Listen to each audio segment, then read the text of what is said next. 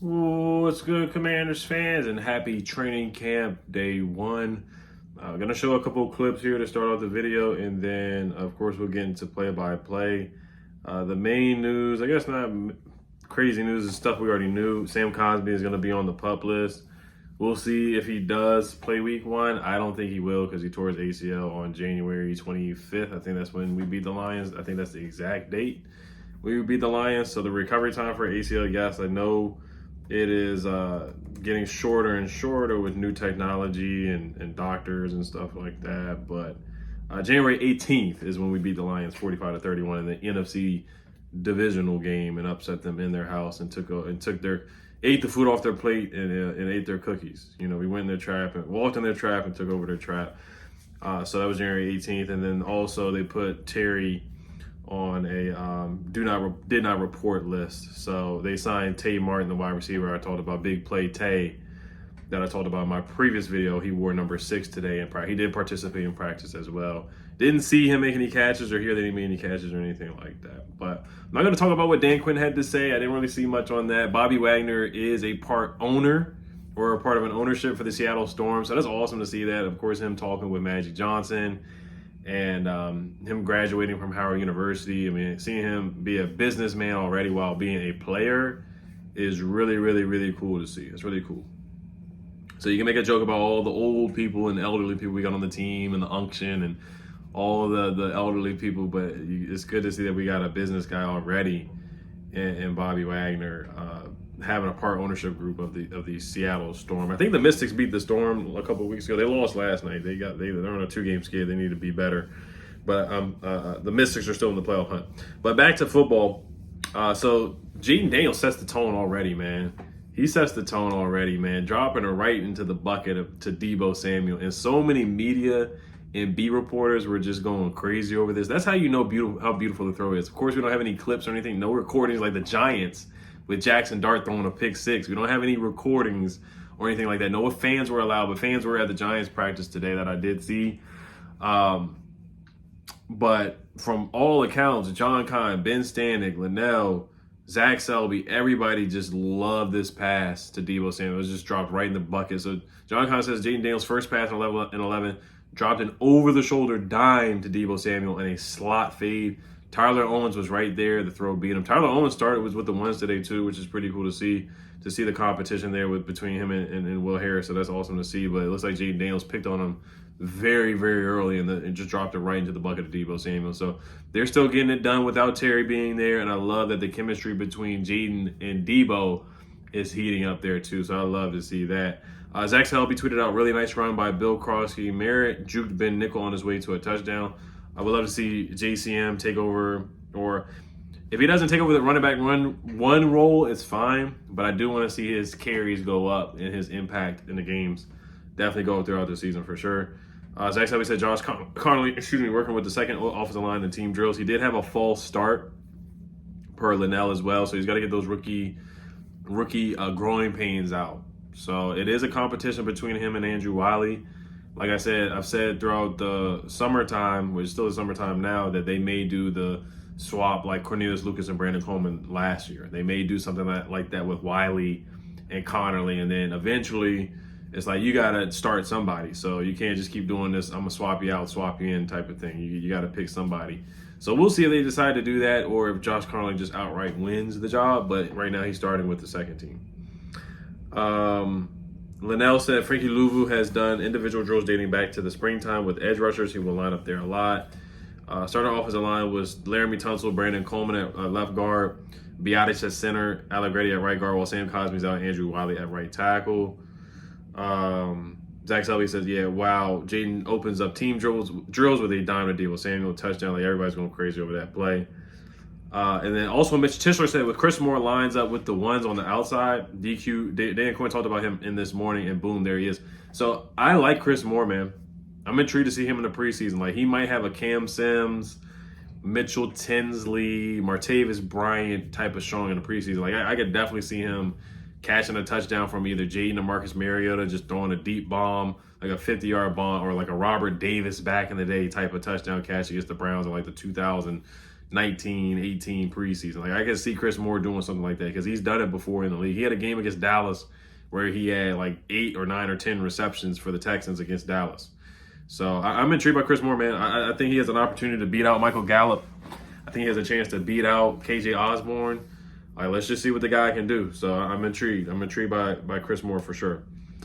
Linnell also said Frankie Louvu and Von Miller at edge with Armstrong and Payne on the interior. So it looks like Javon Kinlaw was not in there. It looks like he was being rotated in and out.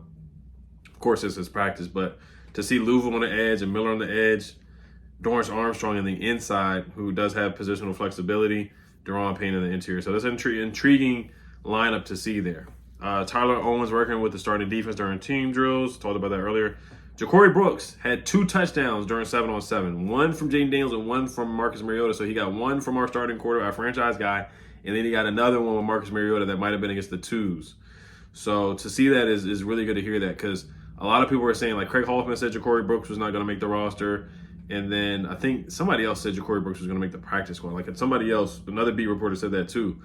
So to see him doing, if he can keep this up, then the competition is getting even tougher. It's getting even tougher. So I'm a Ja'Cory Brooks fan. I love what he did at Bama. I love what he did at Louisville.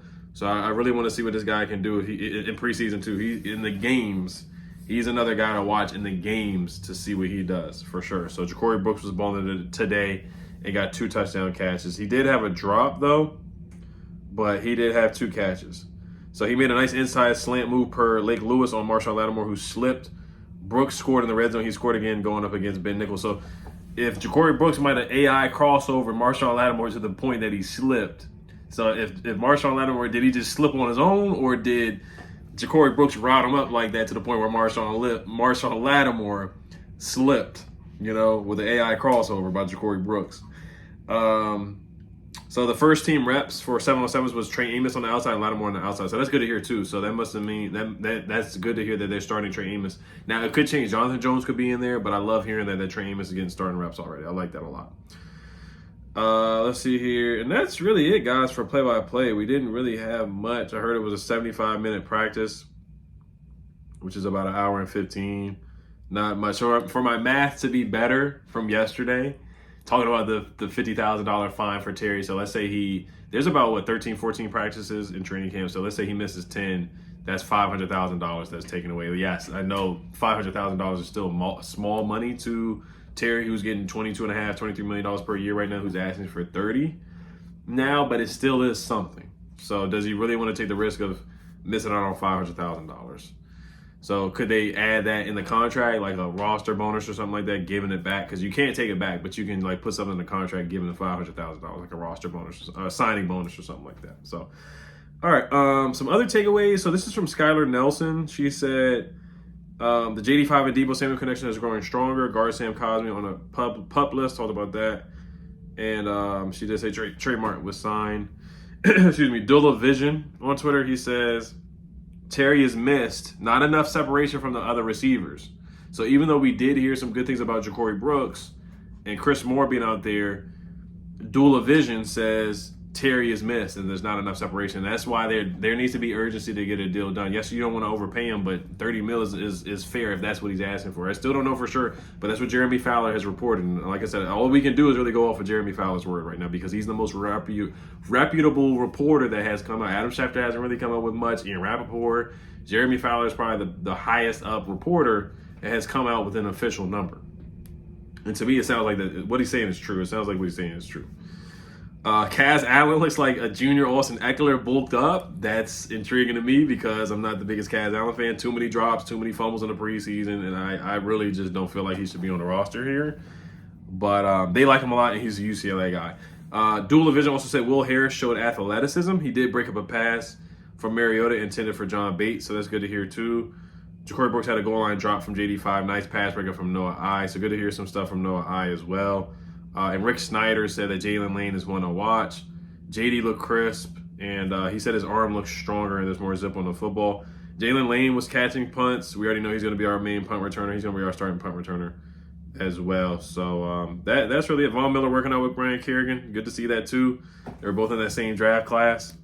So, but yeah, just nothing but positive things. It's day one. It's like day one of school. You get the syllabus and all that. It's day one. You're just getting to warm up and see what these guys do. Of course, they're not going to put the pads on for a little bit, but looks like they had a positive day to start off for the most part. So, but they did ask Jayden about Terry. You know, he's not worried about Terry. Let me see what the actual quote was, and then I'll wrap it up here for day one. We'll be on Commanders Kings tonight around 9-ish tonight. Yeah, so he said, me and Terry built a rapport, just business in the NFL. We know Terry's working. Terry was at a yoga place in Virginia today. Somewhere, I don't know if it was in Ashburn or what part of Virginia it was, but yes, we know he lives here. I do think there's some stock in that, because like I said, he could be anywhere in the world. I know he lives here, but like I said, the NFL players, they can set up shop anywhere if they really wanted to. There's a place called Row House. I don't know if that's a restaurant in the background of the picture, but he is in VA, which is positive. I'd rather see that than seeing Trey Hendrickson, than seeing him down in Florida like Trey Hendrickson. At least he's in the vicinity where, like, if he's like, hey, I'm going to at least hold in rather than holding out. I'd rather see that. I think that's a step in the right direction if he decides to hold in instead of hold out. So, but all right, you guys let me know what you guys think. As always, Hell's Commanders. Peace.